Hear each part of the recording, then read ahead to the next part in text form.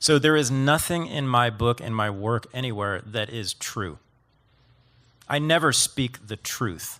If you don't see this, it's hard to believe that this guy is actually a professor. So what I tell people, and I've told my students this for decades, don't worry about what is morally good or morally wrong. Figure out what you want. People in the comments section are embodying these ideas without even realizing that they're doing it. So this is one of the most important debates that you could possibly watch. Read the text. I don't think Jordan Peterson has read more than maybe half a book of it.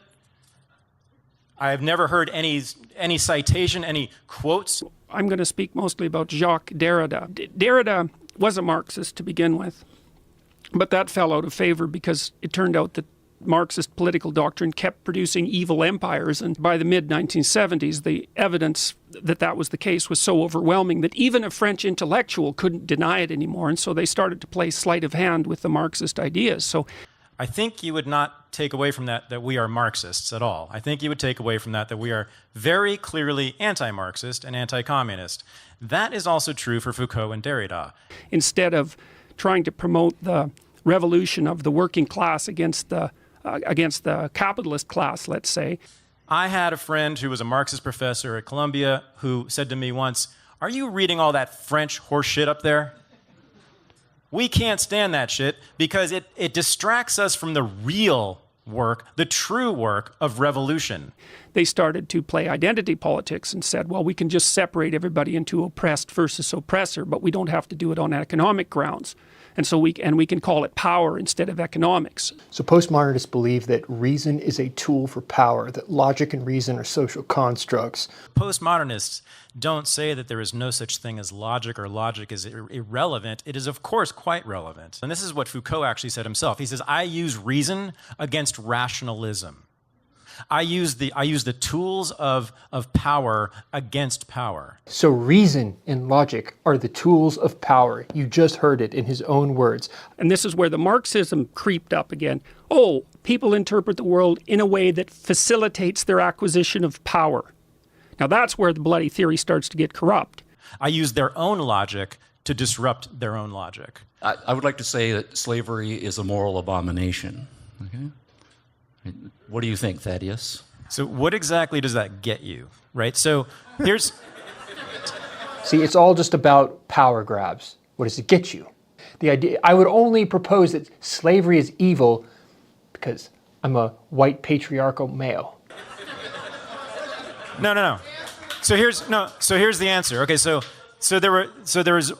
that was not what ended slavery. What ended slavery was the mobilization of hundreds of thousands of people to kill hundreds of thousands of other people. And actually, they were more concerned about the slave power, the power of the slave masters, than the slaves themselves. They don't believe that there is such a thing as a law of reality. Does anyone know about who the abolitionists in this country and in England were, and what was influencing them and what was really driving them? What made them anti-slavery?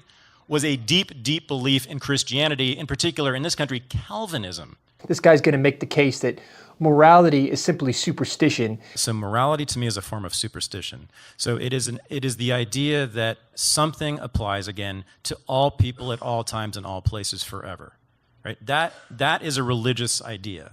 They don't believe that there is such a thing as a law of reality, that there's an observable aspect to reality that applies to everyone. But that is a hell of an arrogant claim that is very similar to what you find in the Bible, isn't it? Right? That something is going to apply eternally to all people in all places. I find that incredibly arrogant. Now, he makes the case that I wouldn't tolerate slavery. And it all comes down to the individual must choose what they will and will not tolerate. Now, does this mean that I am not opposed to slavery? No. I don't want to live in a society that has slavery in it because of my values. That's a different thing than morality. But how do you choose what you should and should not tolerate without some larger guiding principle of right and wrong? So what I tell people, and I've told my students this for decades, don't worry about what is morally good or morally wrong. Figure out what you want. Write that on his tombstone. Like I teach my students, don't worry about what is morally right and wrong. Figure out what you want. It's the politics of self-interest that I'm preaching here. If you want to live in a society that includes slavery, I'm going to fight you if you're going to try to impose that on me, right? If you want to not live in a society with slavery, that's all you need. You don't need to make moral claims, do you? Why? Why would you fight them? Because it's wrong? And then the complex problem is not how to see or what to see, but how to act in reference to what you see. If you don't want to live in a society that includes slavery, you would have picked up a gun in 1861 and gone down south, maybe. You're teaching them that their choice of what they want is so important, they have to impose it on others because there's no potential for good in the world if you don't impose it.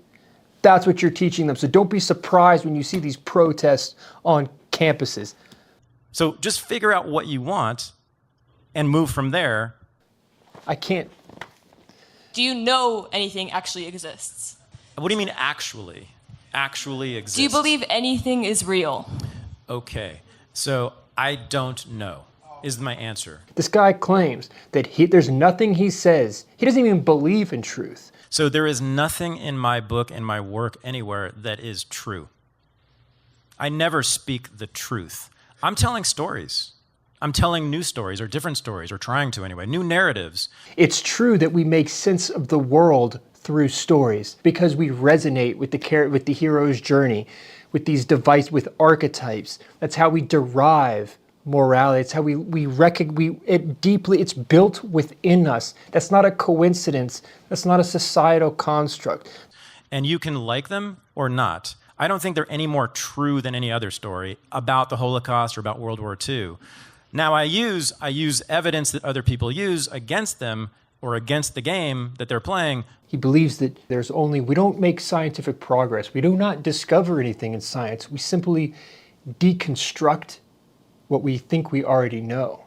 In fact, the real scientists, I think, are all postmodernists. They always say this. We're never finding truth. We're simply disproving claims about truth. Imagine a mathematician just makes a mathematical discovery. They're not creating something. This is not a societal construct. They're discovering something that is already there, much like an archaeologist discovers an aspect of reality. They give it a name. They make it possible to articulate with mathematics. It then enters the lexicon, which becomes the basis of what we call knowledge. Other mathematicians then build upon that. How do you wrap your mind around this idea that the Earth is round? This claim, the Earth is round, is not universally true. So first it was flat, and everybody was completely sure it was flat. Everybody, right? And you were burned at the stake if you disbelieved that. And then everybody believed it was a perfect sphere. And this is kind of getting what you're at, right? Where you're coming from, right? That doesn't really. I wasn't claiming my question had nothing to do with how the exact degree to which it's round. It's just that it's not flat. We know it's round. It meets on the other end. But do you see how that's all that my question needs. But no. But do you see how the shape of the Earth keeps changing according to science? The fact that a postmodernist can claim that there's no such thing as really scientific progress because that's everything's a social construct. So it's so stupid you can't believe it's real unless you see it. This is why they're wrong. This is why they're wrong. You see, the world is complicated beyond our ability to comprehend. So there is a very large number of ways you can interpret it. But you have to extract out from the world a game from your interpretation that you can actually play. So there's a tremendous number of constraints on our interpretations, and the postmodernists don't care about that at all. All they do is say, well, no, you can interpret the world any way you want. I never speak the truth. I'm telling stories. All people are ever doing is playing power games.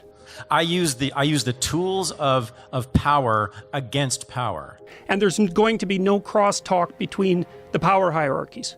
And Fisher's response was to say, that is the stupidest thing I have ever heard. You do not want your students to read the other side. You want to squelch the other side's arguments.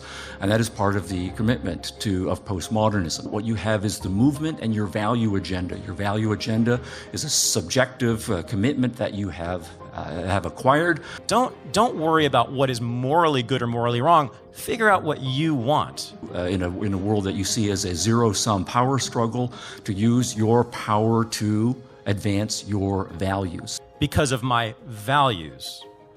That's a different thing than morality. And then, your words, I am now completely convinced, and this is a fairly new thing for me. And then you said again, completely convinced, emphasize, that Western intervention in World War II killed way, way, way more people than it saved. You can't prove that. You can't disprove it either. Just because we cannot prove that a certain course of action is better than killing Jews, it doesn't mean it's not true.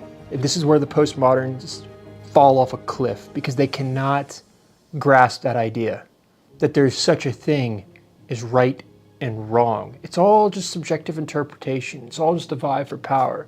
There's no such thing as good and evil. Those are superstitious beliefs. Only fools who would believe in religion could believe that evil exists in this world.